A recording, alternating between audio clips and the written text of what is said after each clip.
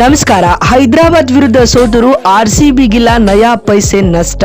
ಹೀಗಿದೆ ನೋಡಿ ಹೊಸ ಪಾಯಿಂಟ್ಸ್ ಟೇಬಲ್. ಟೂರ್ನಿಂದ ಹೊರಬಿದ್ದವು ಈ 4 ತಂಡಗಳು. ಹಾಗಾದ್ರೆ ಸುದ್ದಿಯ ಕಂಪ್ಲೀಟ್ ಮಾಹಿತಿ ಏನು?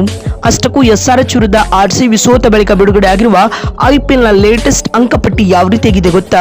ಇದರೆಲ್ಲದರ ಬಗ್ಗೆ ಈ ವಿಡಿಯೋದಲ್ಲಿ ತಿಳಿಸ್ಕೊಡ್ತಾ ಹೋಗ್ತೀನಿ, ಆದ್ದರಿಂದ ಕೊನೆವರೆಗೂ ನೋಡಿ. ಆದರೆ ಅದಕ್ಕಿಂತ ಮುನ್ನ ನೀವು ಕೂಡ ಆರ್ಸಿಬಿಯ ಅಪ್ಪಟ ಅಭಿಮಾನಿಗಳಾಗಿದ್ರೆ ಈ ಕೂಡಲೇ ವಿಡಿಯೋಗೊಂದು ಲೈಕ್ ಮಾಡಿ ಮತ್ತು ನಮ್ಮ ಚಾನೆಲ್ಗೊಂದು ಸಬ್ಸ್ಕ್ರೈಬ್ ಮಾಡಿ.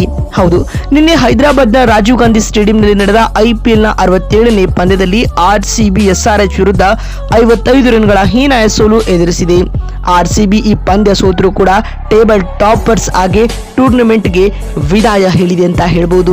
ಅತ್ತ ಈ ಪಂದ್ಯ ಎಸ್ಆರ್ಎಚ್ ಸೋತರೂ ಕೂಡ 3ನೇ ತಂಡವಾಗಿ ಪ್ಲೇ ಆಫ್ಗೆ ಕ್ವಾಲಿಫೈ ಆದರೂ ಕೂಡ ಆ ಟಾಪ್ 2 ನಲ್ಲಿ ಫಿನಿಶ್ ಮಾಡುವಲ್ಲಿ ಎಸ್ಆರ್ಎಚ್ ಎಡವಿದೆ ಅಂತ ಹೇಳಬಹುದು. ಇದರೊಂದಿಗೆ ರೆಡ್ ಆರ್ಮಿ ಕ್ವಾಲಿಫೈರ್ 1 ಪಂದ್ಯವನ್ನ ಆಡಲು ಸಿದ್ಧವಾಗ್ತಾ ಇದೆ. ಮತ್ತು ಈ ಮ್ಯಾಚ್ ನಲ್ಲಿ ಟಾಸ್ ಗೆದ್ದು ಮೊದಲು ಬ್ಯಾಟಿಂಗ್ ಮಾಡಿದ ಎಸ್ಆರ್ಎಚ್ 255 ರನ್ ಕಲೆ ಹಾಕಿತ್ತು. ಇಶಾನ್ ಕಿಶನ್ 79, ಅಭಿಷೇಕ್ ಶರ್ಮಾ 56 ಹಾಗೂ ಎನ್ರಿಚ್ ಕ್ಲಾಸನ್ ಅರ್ಧ ಶತಕ ಬಾರಿಸಿದರು.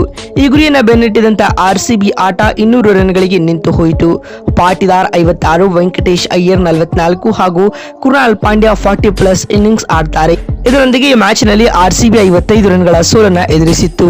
ಹೀಗಿದ್ದರೂ ಆರ್ಸಿಬಿ ತಂಡಕ್ಕೆ ನಯಾ ಪೈಸೆ ನಷ್ಟ ಇಲ್ಲ ಅಂತಾನೆ ಹೇಳ್ಬೋದು. ಯಾಕಂದ್ರೆ ಆರ್ಸಿಬಿ ಈ ಮ್ಯಾಚ್ ಸೋತರೂ ಕೂಡ 18 ಪಾಯಿಂಟ್ಸ್ ನೊಂದಿಗೆ ಅಂಕಪಟ್ಟಿಯಲ್ಲಿ ಟಾಪ್ ಆಫ್ ದಿ ಟೇಬಲ್ ನಲ್ಲಿ ಕುಳಿತುಕೊಂಡಿದೆ. ಮತ್ತು ಇದೀಗ ಬಿಡುಗಡೆ ಆಗಿರುವ ಲೇಟೆಸ್ಟ್ ಪಾಯಿಂಟ್ಸ್ ಟೇಬಲ್ ಯಾವ ರೀತಿಯಾಗಿದೆ ಅಂತ ನೋಡ್ತಾ ಬರುವುದಾದ್ರೆ, ಮೊದಲ ಸ್ಥಾನದಲ್ಲಿ ಆರ್ಸಿಬಿ ಹಾಗೂ ಸೆಕೆಂಡ್ ಪ್ಲೇಸ್ ನಲ್ಲಿ ಜಿಟಿ ಹಾಗೂ ಥರ್ಡ್ ಪ್ಲೇಸ್ ನಲ್ಲಿ ಎಸ್ಆರ್ಎಚ್ ತಂಡಗಳಿದ್ದು, ಈ 3 ತಂಡಗಳು ತಲಾ ಆಡಿದ 14 ಮ್ಯಾಚ್ ನಿಂದ 18 ಪಾಯಿಂಟ್ಸ್ ಪಡೆದುಕೊಂಡು ನೆಟ್ ರನ್ ಆಧಾರದ ಮೇಲೆ ಆರ್ಸಿಬಿ ಫಸ್ಟ್, ಜಿಟಿ ಸೆಕೆಂಡ್, ಎಸ್ಆರ್ಎಚ್ ಥರ್ಡ್ ಪ್ಲೇಸ್ ನಲ್ಲಿದೆ.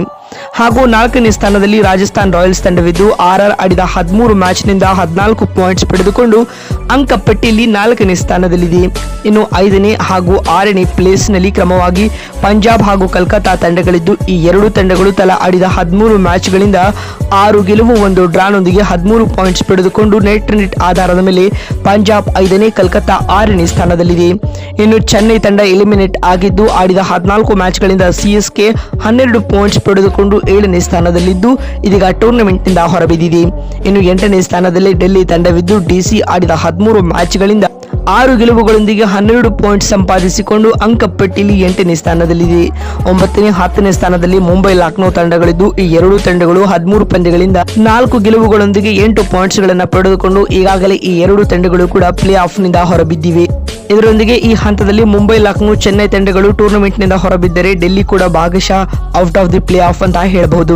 ಟಾಪ್ 4 ಟೀಮ್ಗಳಾಗಿ ಸದ್ಯ ಆರ್ಸಿಬಿ, ಜಿಟಿ, ಎಸ್ಆರ್ಎಚ್ ಹಾಗೂ ಆರ್ಆರ್ ಟೀಮ್ಗಳು ಕಾಣಿಸಿಕೊಳ್ತಾ ಇವೆ. ನಿಮ್ಮ ಪ್ರಕಾರ ಯಾವ ಟೀಮ್ 4ನೇ ತಂಡವಾಗಿ ಪ್ಲೇ ಆಫ್ಗೆ ಕಾಲಿಡುತ್ತೆ ಅನ್ನೋದನ್ನ ಕಾಮೆಂಟ್ ಮಾಡಿ. ಮತ್ತೊಂದು ವಿಡಿಯೋದಲ್ಲಿ ಸಿಗ್ತೀನಿ. ನಮಸ್ಕಾರ.